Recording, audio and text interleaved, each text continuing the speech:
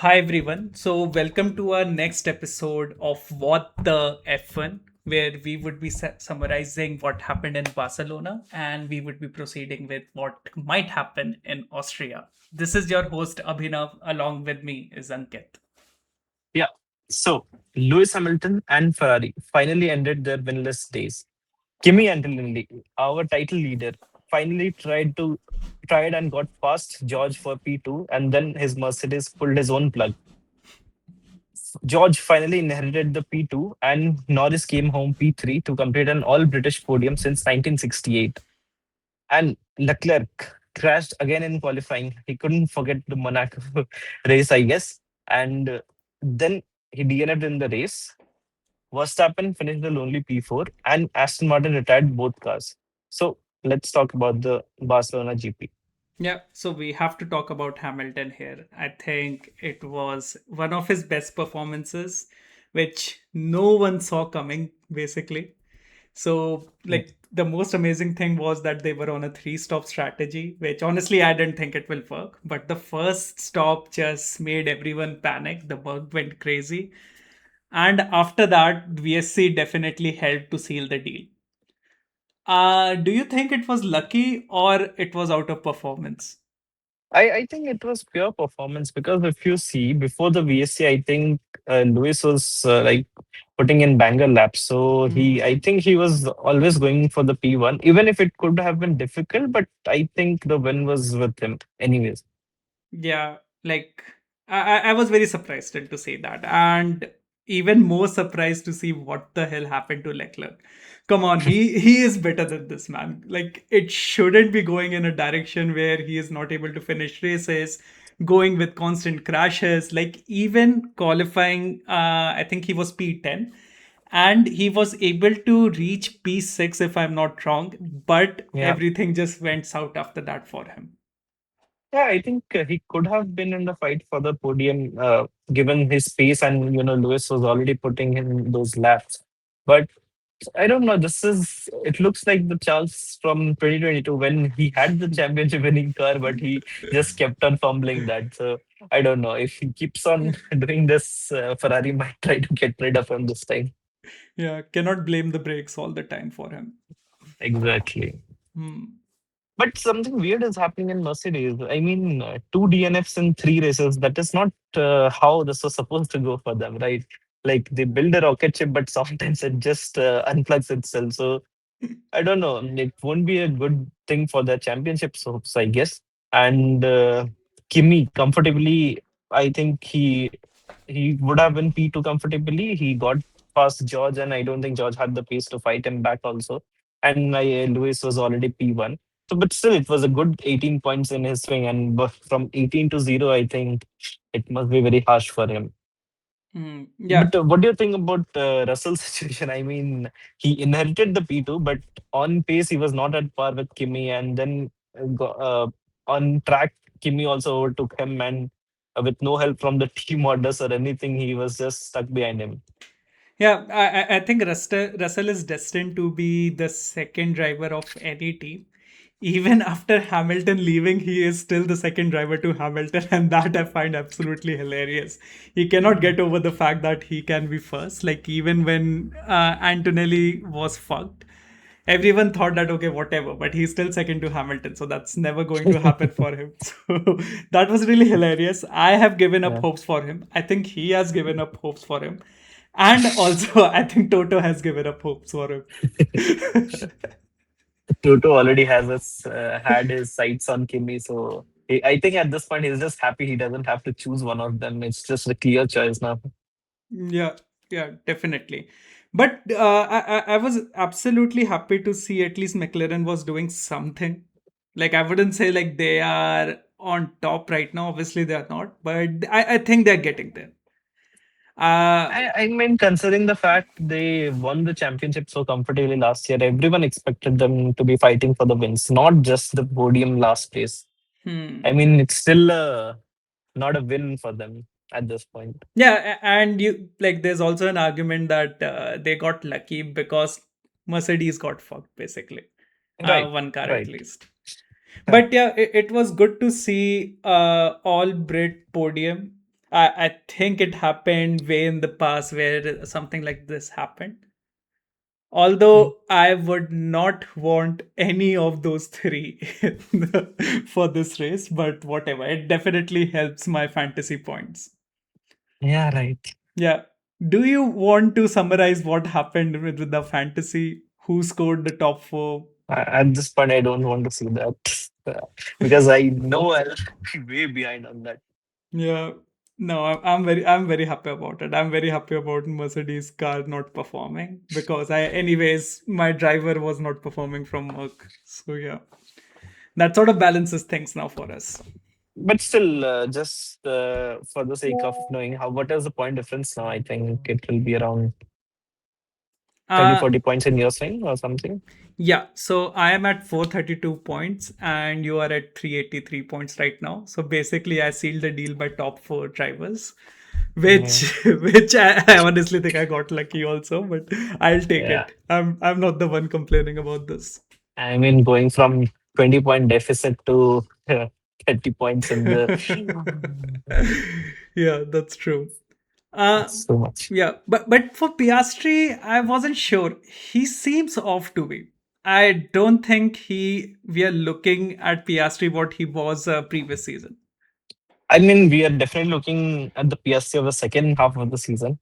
Yes, he's just performing that same way. But I don't know. Sometimes he's just driving like too good. He when after the two DNFs, he went on and directly went on to the podium, which even Norris at that point had not got, if I'm not wrong. But Hmm. again, these kinds of weekends, and then you see he's not able to perform at the same level at Norris. I don't know. Maybe some car issues, some correlation issues, which not suiting him. Could be one off weekend. Could be, but like falling behind almost a minute from your teammate, that's not That's good enough. obviously not a good sign, but not sure. I don't think they have released any official statement whether it was something wrong with the car or just tire management and all those things. Let's see. Hmm. Maybe next weekend we'll have a better picture whether it was just the car or the driver itself. Yeah, yeah, could be. But strange thing, Red Bull, I don't know. After their upgrades, they are little better. But again, Max finished at only P4. He was nowhere near the top three and nowhere near the bottom six. So I don't know what they are doing at this point. Hmm. But Hajar finished a good P6 after all that. He fumbled the start very bad. I think he fell on P14, 15 something, and then again to come back to P6, it's a great effort Yeah. considering that car is not at least not fighting for podiums and all those, and having Max finish P4 and you finish just two places behind him, it's a good sign actually No, after no, such a chaotic start. definitely. Like I think Hajar is just trying his level best to break the second seat curse. But we'll see what happens. I think he is at the absolutely right team and in the right position, Right, being Max's partner here. right. I think this partnership could work like for a long term. They should be very happy that they finally found a driver who could at least match alongside Verstappen. If Verstappen gets a P1, he is near that P2, P3, and helps Verstappen win the championship, like Checo did in 21, like getting some points of Lewis, Mercedes, all those things. Yeah, but they still haven't found the car yet. So let's see. Yeah.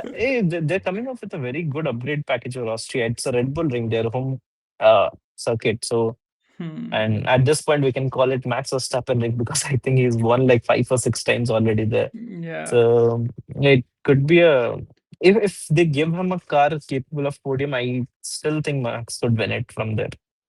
Yeah, Just he is by his definitely insane, but we'll just have to see. Like even Max was like for even this Barca race that it can mm, go in a direction either ways. We don't know. It's fully tested, and he was right. yeah. Like no one knows. Like it's not the best car out there still. Right. But Yeah. I think they will be closing that excessive weight issue by this Austria upgrade package. It's a huge upgrade package they are bringing. I think the most major package of the year for this race. So I think they're putting everything on this race. If it works, we could see a Max Verstappen win. Otherwise, it's just again P4. Yeah, that keeps the championship going. That's good. And even if it doesn't work, maybe they can learn from Alpine, I think. Although their qualifying was a bit sus, but I think Gasly finishing seventh and Colapinto finishing eighth. And I want to point out that Gasly started from 14th, which is absolutely amazing what he pulled off. So Alpine definitely has the power. They have drivers which can improve. But I Right. think right now they are doing really good given the overtakes from where they're starting to where they're reaching. That's like really mind blowing performance. And I still think they're the underdog of this season at least. Definitely, I think they are the best of the rest probably. But I don't know. They have some issue with qualifying, but the race pace is just too good. Like every weekend, we can see them performing in the weekends, and I think it's the second consecutive double points for them. So they're definitely in the right direction. Hmm. But for the best of the rest, I think we should definitely consider Racing Bulls as well. I mean, they also had a Hmm. very good weekend, P8, P9, and with a rookie in the team, that too. I mean, they Hmm. have been consistently keep scoring points. So I guess they should also be considered as a uh, best of the rest. Yeah, could be, but I think Cola Pinto's penalty made was Racing Bull's advantage, right? But they still were scoring a point, right? Anyways, it was still a double point. So, like, which is a win for them, at least at this point. If all the top four teams are finishing, even getting a point or two is a good thing for them. Yeah, yeah, definitely they're getting there, but I still don't see them to be the team where they would be consistently scoring Right. points from both the cars.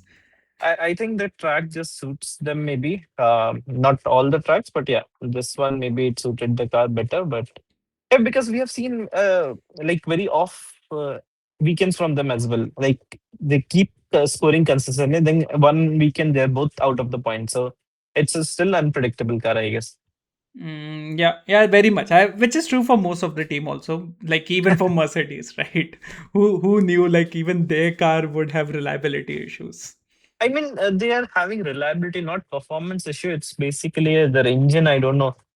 Even the customer teams are suffering, right? McLaren had so much of the Hmm. DNF and DNS at the beginning of the season. So, Yeah, yeah, that's true. I mean, mm, Hamilton would be happy because he got his podium after 686 days, which is a huge yeah. thing. But yeah, like it all is ending very well for Hamilton, and Mm, hopefully it will do for Leclerc down the line. yeah. I hope Leclerc closes the gap soon. Otherwise, if it's a Lewis championship for Ferrari after Leclerc having spent 8 or 9 years with them, then I guess that man will be completely heartbroken at that point. Yeah, I guess the funniest sign up Ferrari could do is get Max over Leclerc, but I know that's not going to happen. I mean, if he keeps performing this way, they'll genuinely think of that. Just imagine Max and Lewis in one team. I mean, that is just beyond anything what Yeah, I anyone can think they're going to expect. kill each other. That's the only way I can see how it If will they have a go. championship winning car, then definitely every race will be a who gets to knock out the other one. Yeah. So, what do you think about Australia? Like, how do you think it will proceed? So, for starters, what I feel like Mercedes might suffer because of the Ferrari complaint of their diffuser. Right, right. And now, because it's banned, now Mercedes might be in trouble given their unreliability. And that's even worse for Russell because now he has to fight a harder race because car is not as good as it was in the first half compared to other cars. Right. There are more competitors, so it's he couldn't beat his own teammates. Now there are three more to beat. So definitely. But with Red Bull bringing in upgrades, I'm definitely thinking Red Bull will be in the mix of the podium, if not for the win. Mhm. So we need to keep an eye out for them. Okay, And so other than that, I think Ferrari, I think they should be doing good given the recent success. I'm hoping for them to do good. so what do you think your top three prediction is at least? I'll go see. I wanted to put Max first, but I don't know if That's how too good those optimistic, upgrades man. upgrades will. Like we don't expect the upgrades to take him from P6 to P1 at one race, right? So I'll put Leclerc P1 because Ferrari is powerful and Leclerc has a history of doing well in this track. So I'll put Leclerc P1. I'll put Max P2 and Kimi P3. Hmm. That's interesting. Okay. Um. Okay. If I wanted to put, or at least predict, I think I'll go with Hamilton because I think Okay. Ferrari is doing really good. And because Mercedes are facing, like, they are facing some sort of challenge, so that's why I'm putting Ferrari Yeah. first. Leclerc, definitely I'm not trusting him right now. Second, I'll go with Kimi. Third, I'll go with Max. Maybe McLaren might also be there somewhere. I think they're more likely to be on top three, but I don't know. I'll go with these three at least. Yeah, I think yours is also a very good choice considering the recent success and everything. So let's see who is closer. I don't want to have an off weekend like last month. So we'll Okay. see. Yeah. Yeah. But yeah, guys who are watching this, please do tell us, like, what do you think top three predictions would be? Yeah. And yeah, we'll see you in the next one. Thank you. Yeah. Thank you.